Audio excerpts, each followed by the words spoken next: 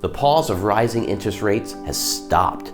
Find out what that means for March State of the Marketplace.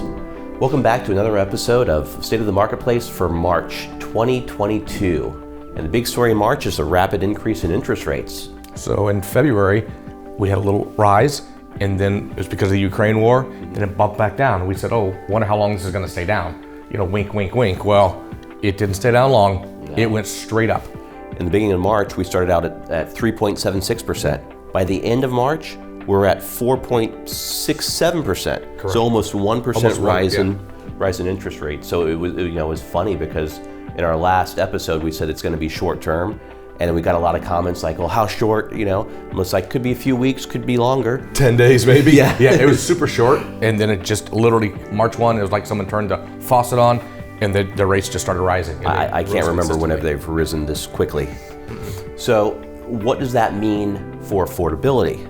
So 1% rise in interest rates typically erodes affordability by 10%. So explain what that means. So what that means is if you were going to buy a $500,000 house at 3.75, you're now going to buy a $450,000 house for the same payment. Yeah, at 4.75%. Correct. And so if you were qualified for $500 in February, today you're qualified for $450,000. Big difference.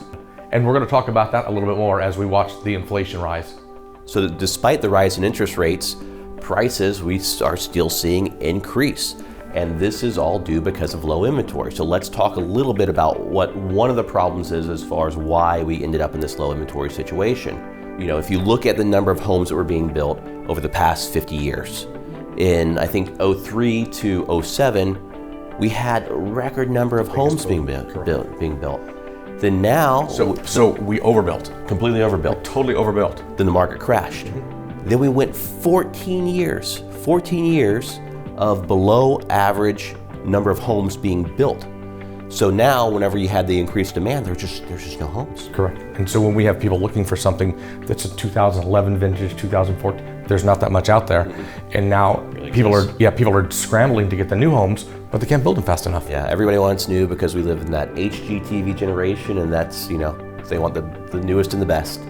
So expanding on your topic of, you mentioned high inflation, historically, home ownership has outpaced the rate of inflation. So if you go from the 70s to the present, if you look at it from decade to decade, home prices have outpaced the rate of inflation.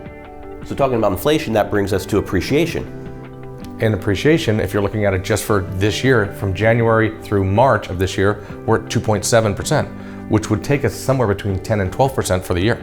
And that's just the average price. So, and there's some sectors of the market that are outpacing absolutely. That metric.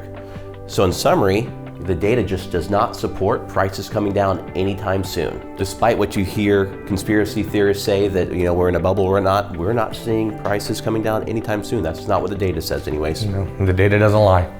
Thanks for watching, and we'll see you next month.